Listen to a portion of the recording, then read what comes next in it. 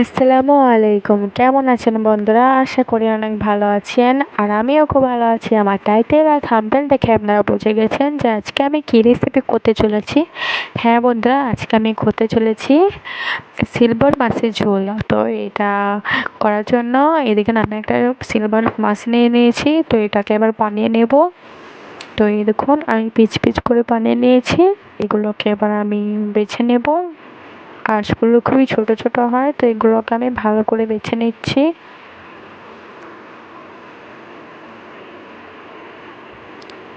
এই দেখুন আমি একটা একটা করে বেছে নিচ্ছি। কত সুন্দরভাবে আঁশগুলো উঠে যাচ্ছে দেখুন। আপনারা কি সিলভার মাছ খেতে পছন্দ করেন? কমেন্টে জানাবেন। তো এই দেখুন একটা একটা করে সব মাছগুলো আমার সুন্দরভাবে আমি বেছে নিয়েছি মাছগুলো। আপনারা তো দেখে বুঝতেই পারছেন।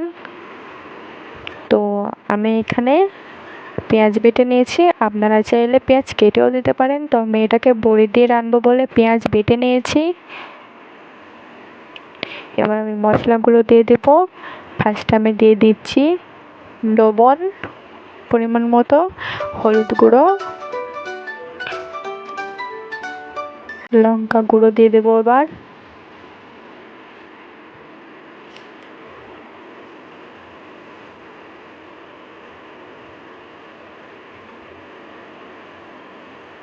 এবার পরিমাণ মতো তেল দিয়ে দিতে হবে।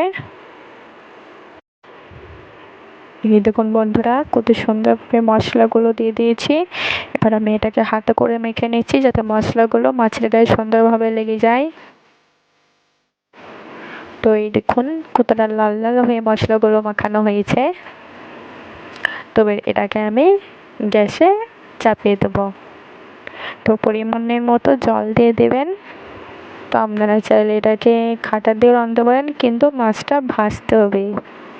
তো দেখেন আমি বড়ি দিয়ে মাছটা রান্না করেছি। কত সুন্দরভাবে রান্নাটা হয়ে গেছে দেখুন।